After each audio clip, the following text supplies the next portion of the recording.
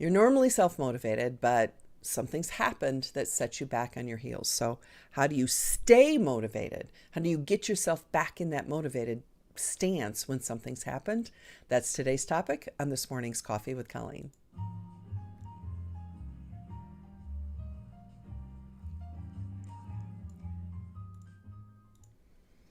Good morning and welcome to Coffee with Colleen. My name is Colleen Hammond. If you've never watched me before, I am an former on-camera meteorologist for the Weather Channel turned image consultant, coach, and mentor.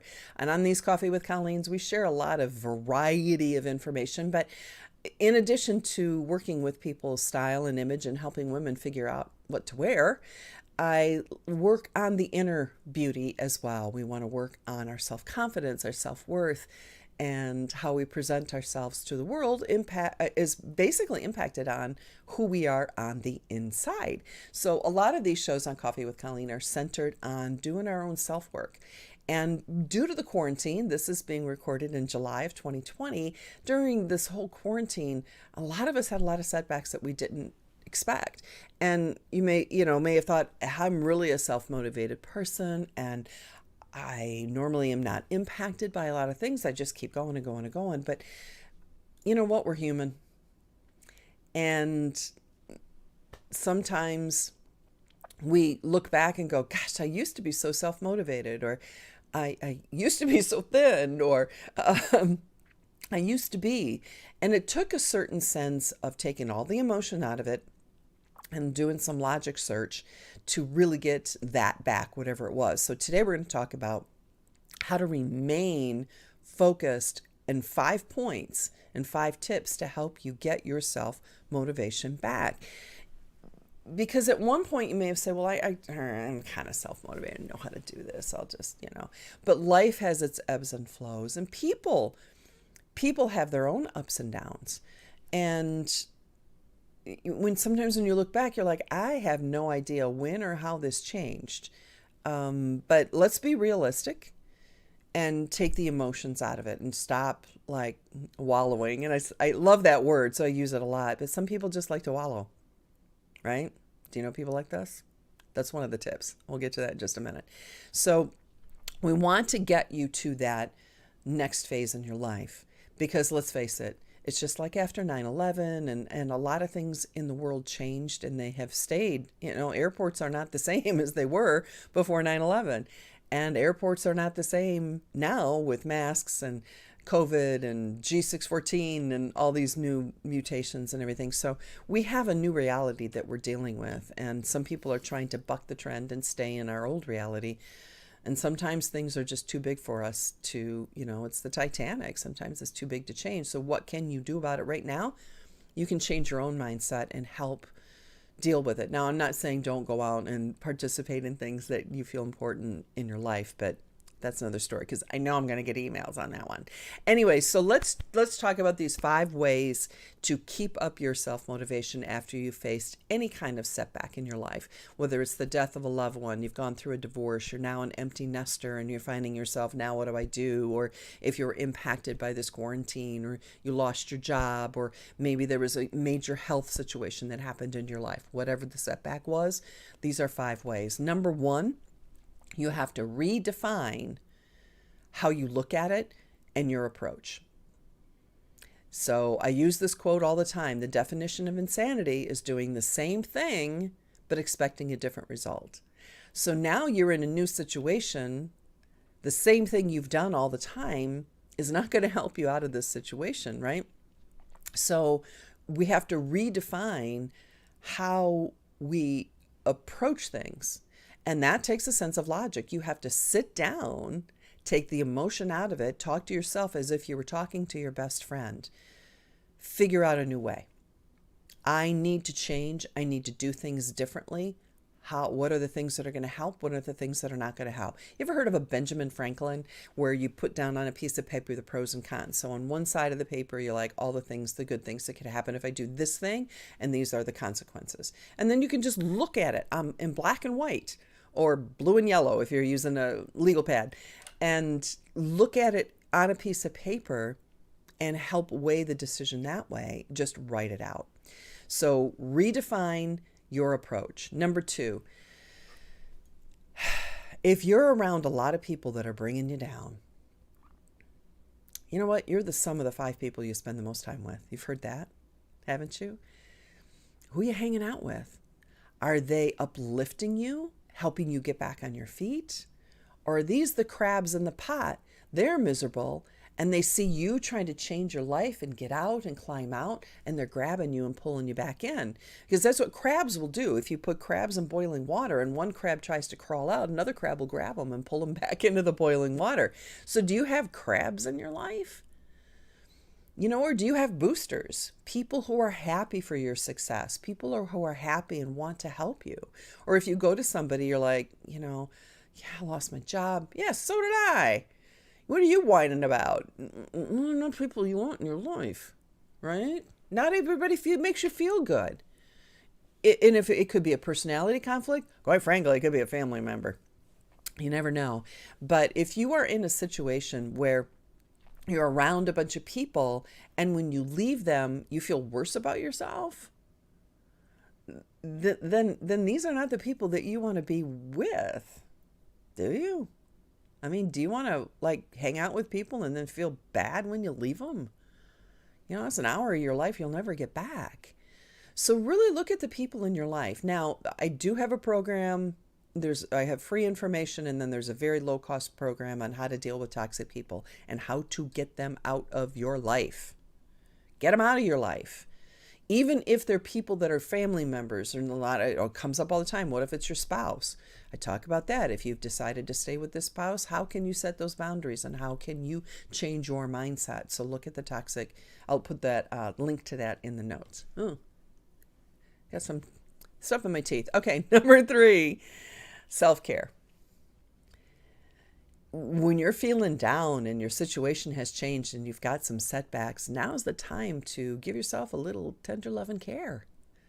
Now, I'm not talking bubble baths and chocolate, although I am not against bubble baths and chocolate.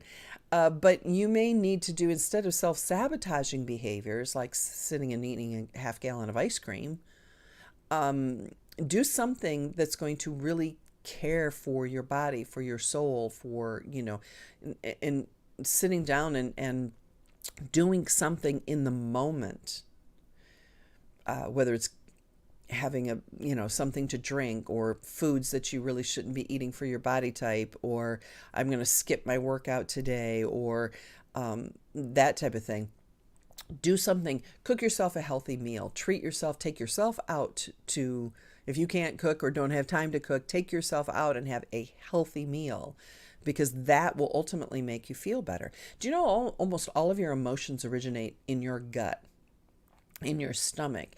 And that's why a lot of people, when they're dealing with something emotional, they feel this in their stomach and they think, if I just eat, that pain will go away. I must be hungry or thirsty. And it may be a temporary fix, but then afterwards you never feel better. Matter of fact, you might feel hungover, or you eat something you're not supposed to eat. Now I've gone off my diet. Well, it's too late now. I've gone on my diet. I might as well eat more. It's not improving the situation. So truly take care of yourself. And then sit down and that's physical. Then do a mental and spiritual self-care as well. And by mental and emotional, I mean, look at all the wonderful things you've accomplished in your life. In all of your wonderful qualities and the people that you've helped. And instead of focusing on the negative thoughts, emotions, that type of, focus on the good things that you've accomplished, the good things that you are as a person. So take care of yourself physically, self-care physically, mentally, and spiritually and emotionally. And quit beating yourself up. Right? Because even after you've done all this negative mentally, emotionally, physically, spiritually, it's going to make it harder to get back on track, not easier. It's easier to get back on track if you focus on the gratitude, the positivity, the love, the good things than it is if you wallow and get into the negative and that type of thing. All right, so that's number 3. Number 4, this kind of goes back to gratitude again. Reward yourself at least once a day. And by that, again, I'm not saying that half gallon or a pint or whatever of ice cream, or a pint of Guinness, although I would never turn down a pint of Guinness. Um, don't stay in bed all day, but just do something that makes you happy. Do you have a hobby that makes you feel good? That's the best thing to do, is to get out and do something that makes you happy. Do you like being outside and, you know, um, whiskers on kittens and snowflakes on whatever? I should know that song.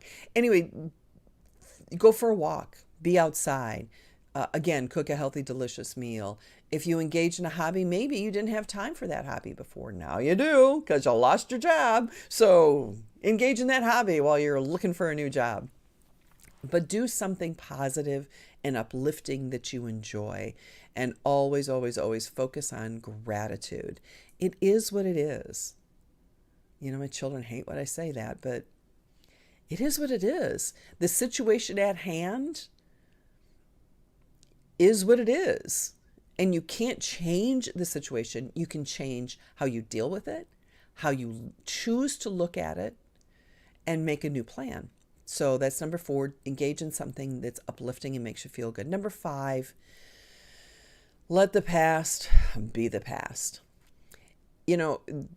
There's this saying that I don't remember who it was. This is not original.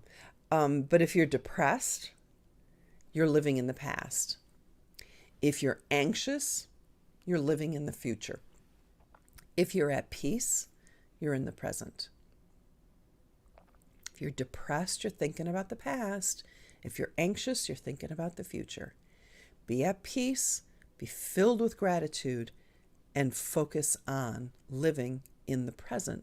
Because you can sit there and for hours, I got to get into the thesaurus and figure out a different word for wallow, but you could wallow for hours thinking about, woe is me, what happened to me in the past.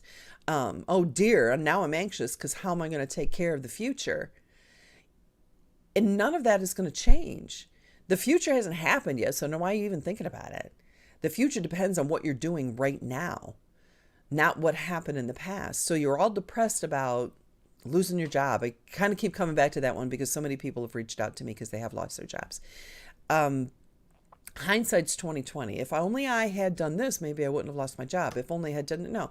Stop being depressed about the past. Stop being anxious about the future. Focus on the here and now. What can you do in the next 15 minutes? Because if you can't focus on today, let's just focus on the next 15 minutes. What can you do in the next 15 minutes that's going to help you deal with the situation? All right, so those are your 5 tips. And just a final thought. One of the most important rules in life is to invest in yourself. Because frankly, if you're not going to do it, who is? Who do you know that will invest in you other than you? So something may cost a little bit of money or, to help you out of this situation.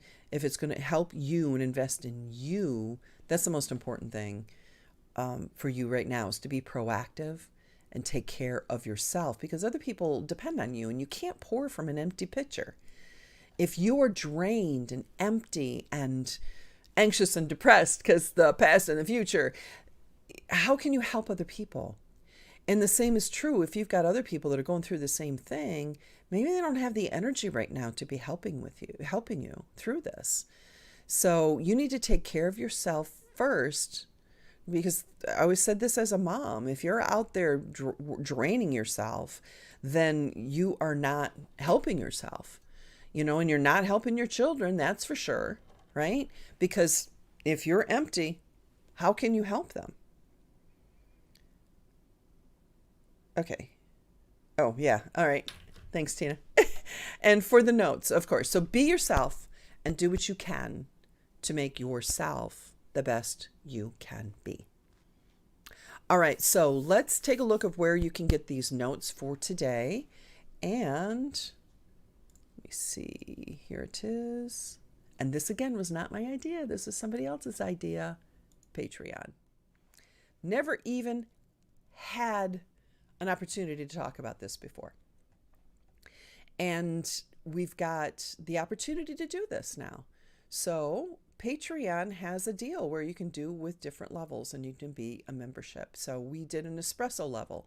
So for $5 a month, you will get all the PDFs from all the shows that I do. not $5 per show. That's $5 a month. You'll get all the notes from, and if somebody could put that link in the comments, that would be great. But you'll get all the notes from all the shows. Plus, then there's all this written below about, how you're supporting what we're doing. Then you get Patreon, patron-only posts and messages, and general support. Now, general support is in there to help you out because apparently they tax this. I don't know. So I tried to take as much tax out as I could legally. So that's down there.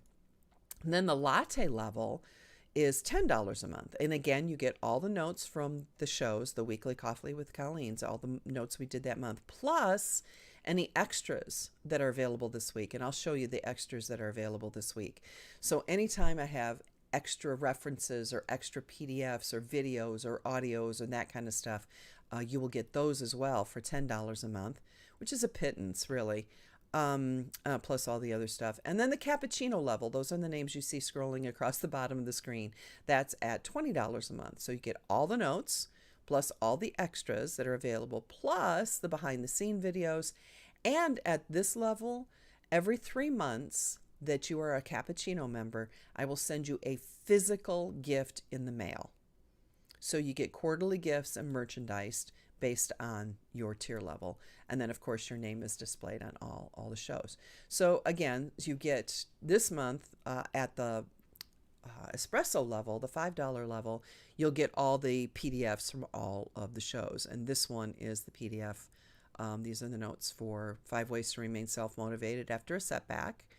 So this is all redefine your approach, spend time with people who make you feel good, give yourself TLC, reward yourself once a day, let the past be the past, right? So in addition to that, there is another PDF called Oops, We Made a Mistake. Let's make a product out of it. So this is really helpful because it goes through a bunch of different companies that have made major mistakes and things blew up in their face, but they ended up making billions. So again, don't be anxious about the past. Don't stress about the future because even mistakes can turn out to be the best thing that ever happened to you. Let's make it, that's Oops, We Made a Mistake. The second bonus, and this is at the latte level, how to stay inspired and accomplish a goal after the newness wears off. So there's that whole PDF for that. And then the third bonus for the latte level is want to stay motivated, how to keep a journal. So again, that's here at Patreon. And I thought this was a great idea. Like I said, it wasn't my idea, but I'm really happy that somebody else came up with it. So anyway, if you are watching on YouTube, all the links will be in the notes below. Make sure you hit the subscribe button and then ting the little bell so that you're notified when all of the other recordings hit YouTube. And check those links that are down in the comments. If you're watching live on Facebook, I will be back just a minute so we can continue our discussion in our live Q&A section. All right. Take care. Thanks for joining.